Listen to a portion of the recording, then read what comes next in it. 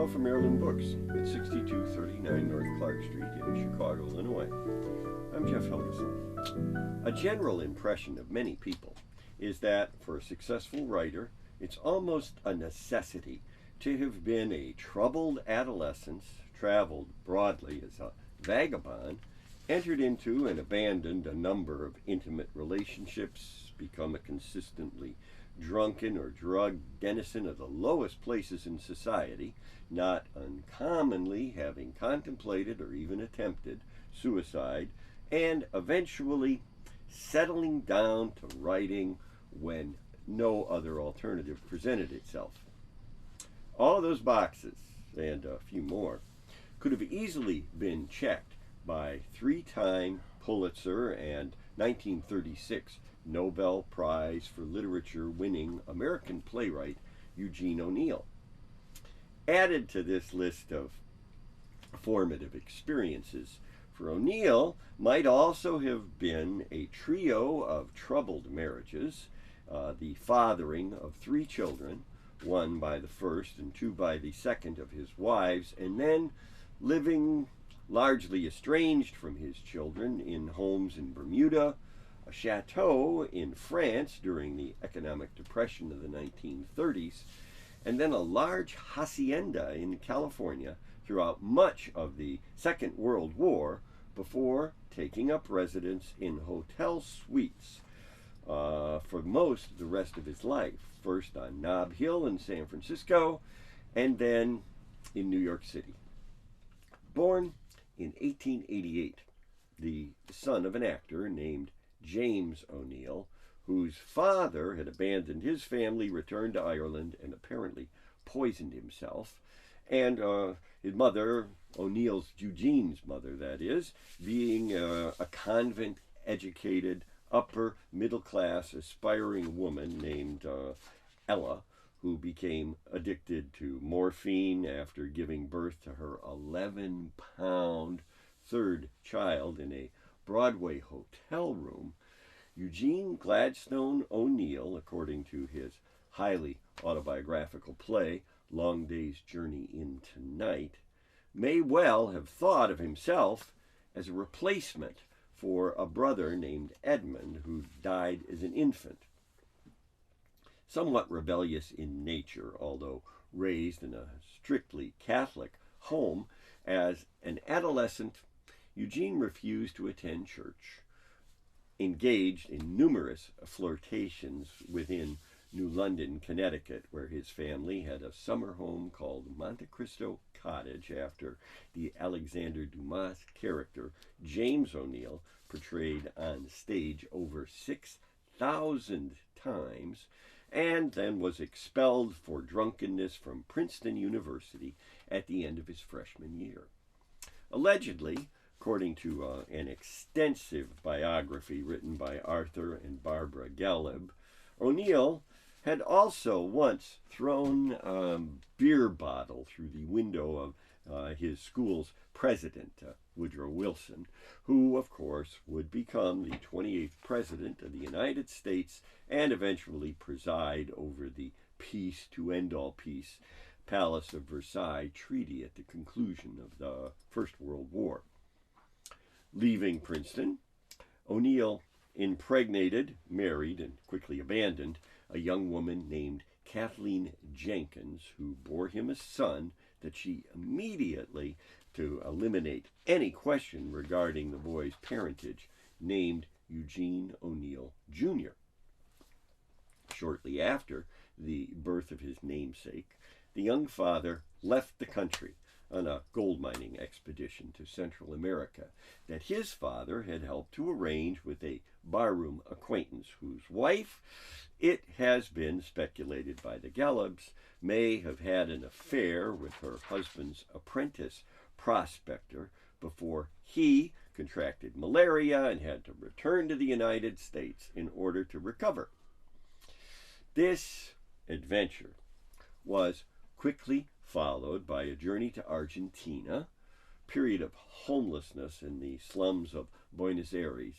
and then travel as an able-bodied seaman across the Atlantic Ocean to Africa and England, before returning to New York and taking up residence with a tubercular lunger in a Greenwich Village dive bar flophouse affectionately called the Hellhole. Then,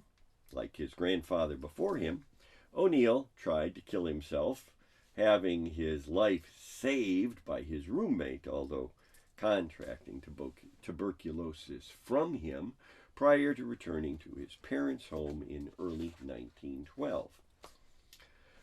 Briefly going to a pair of different sanatoriums the following summer while recovering,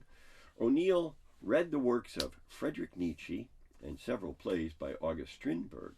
decided to become a playwright, and enrolled at Harvard University to study with George Pierce Baker, the author of Dramatic Technique. Having declared his intention to be an artist or nothing, O'Neill moved into a tent on the beach outside Provincetown, Massachusetts. There, as portrayed by Jack Nicholson in the 1981 motion picture Reds, he had an affair with Louise Bryant, the runaway wife of a dentist from Portland, Oregon, as played by Diane Keaton, who'd at the time been living with the communist sympathizing, free love advocating American journalist Jack Reed, as represented in the film by Warren Beatty, who himself had been having an affair with the married art salon hostess Mabel Dodge, the person who eventually would encourage both George O'Keeffe and D.H. Lawrence to move out into the middle of the desert in Arizona a decade or so after Reed had died in 1920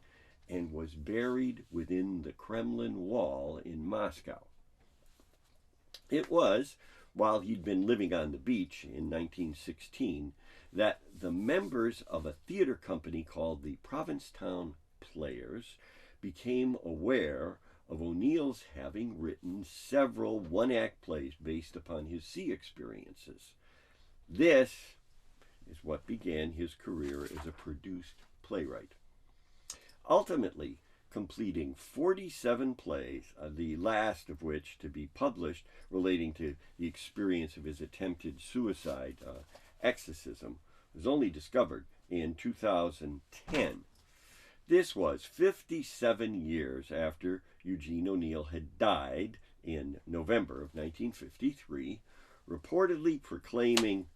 "Born in a goddamn hotel room and dying in a hotel room."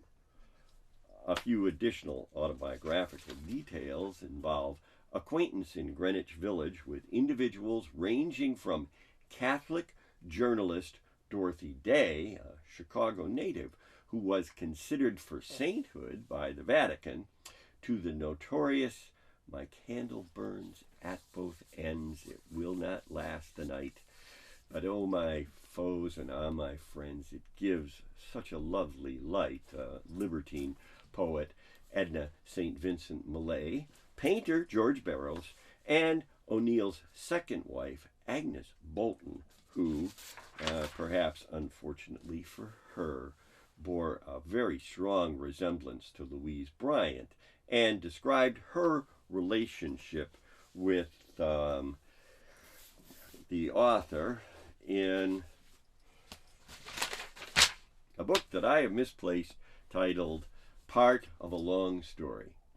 Agnes Bolton was the mother of O'Neill's second son, Shane, who sadly became drug addicted like his grandmother, killing himself in 1977, and a daughter named Ona, who would one day marry and have 8 children with the much older Charlie Chaplin after ending a relationship with Catcher in the Rye author and subsequently notorious recluse J.D. Salinger, the actress Geraldine Chaplin, therefore being Eugene O'Neill's granddaughter. A couple more biographical notes. Eugene O'Neill Jr. Became a Greek classic scholar at Yale, who, according to Gallup biography, his father hoped might collaborate with him on an adaptation of Aeschylus' Oresteia, set as a 5-hour trilogy following the U.S. Civil War titled Morning Becomes Electra. After serving in the Merchant Marines during World War II and witnessing firsthand the suffering caused by German U-boat attacks, however, Eugene O'Neill Jr. became heavily dependent on alcohol and killed himself in 1950, 3 years before his father's death, leaving a note saying that, like a true O'Neill,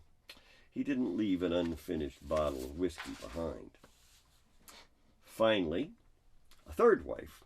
an actress whose stage name had been Carlotta Monterey, thankfully for the sake of world literature, overrode her husband's wishes and allowed for the production and publication of what is probably Eugene O'Neill's most famous play, Long Day's Journey into Night. Now, what Eugene O'Neill is often noted for having brought to American theater with plays like Thirst, Before Breakfast, The First Man, is a kind of realism that laid the way for the theatrical works of Tennessee Williams, Arthur Miller, Edward Albee, and David Mamet. But beyond that, O'Neill also introduced psychological stream of consciousness to American theater, as well as exploring numerous intellectual themes through drama. His plays addressed alienation, disillusionment, drug addiction, alcoholism, adultery, abortion, self-deception, prostitution, divorce, incest, technically speaking, as well as infanticide, suicide, unfulfilled ambition, racial prejudice, distinctions of social economic class, and the constant influence of the past upon the present and the future, in addition to, by somewhat extreme contrast, in Wilderness, the comic circumstances of adolescent romance. Following the realism of works like In the Zone, about the crew of a ship carrying munitions during World War I that is threatened by German submarines, and such contrasting plays as Bound East for Cardiff, dealing with a dying seaman who expresses the wish to have stayed on shore as a farmer, and then Beyond the Horizon, about a farmer who was prevented from fulfilling his wish to have ventured out into the world by going to sea, for which O'Neill received the first of his 3 Pulitzer Prizes. Beginning as early as 1920, Eugene O'Neill was the first playwright to bring the significantly exaggerated style of post-World War I German expressionism to the United States.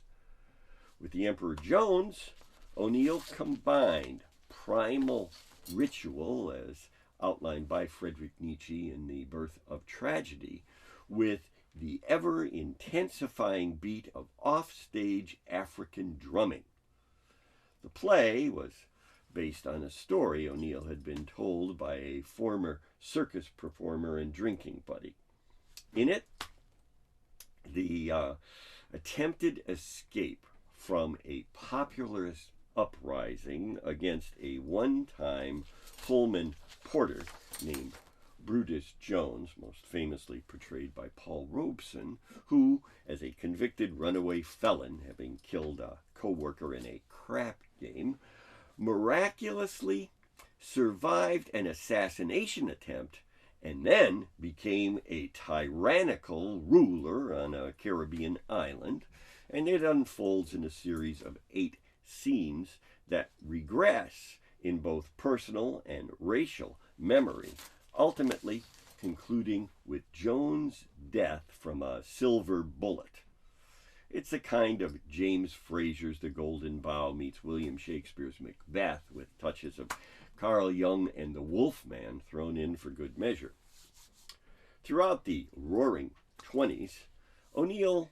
alternated between realism and expressionism with plays such as Anna Christie, earning him his second Pulitzer Prize, The Hairy Ape, that O'Neill himself described as a combination of realism and expressionism, dramatizing the social estrangement and lack of belonging of physical laborers within an industrialized society. The Fountain, about Ponce de Leon, Welded, addressing a strained and clearly autobiographical marital relationship, and All God's Chillin' Got Wings, dealing with the interracial marriage of a highly intelligent black man named Jim, like Mark Twain's Huckleberry friend James, as Percival Everett would have it in his recent novel version of that story, which was also O'Neill's father's first name and a working-class white woman named Ella,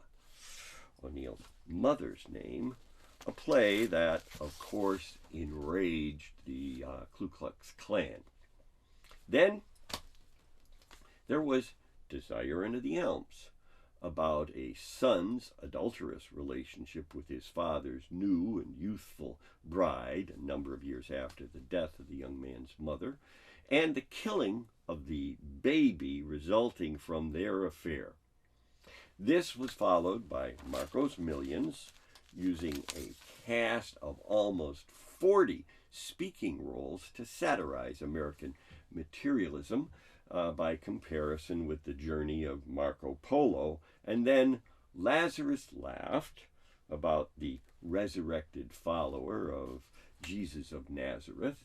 that required 175 performers to fill almost 400 parts, including very extravagant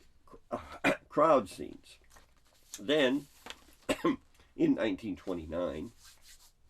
a number of years after the deaths of both his parents and older brother, Eugene O'Neill undertook the theatrical staging of Depth Psychology and Stream of Consciousness asides and soliloquies, with the 5.5-hour-long production, not counting a audience dinner break, of Strange Interlude that was even referenced by Groucho Marx in the movie Animal Crackers.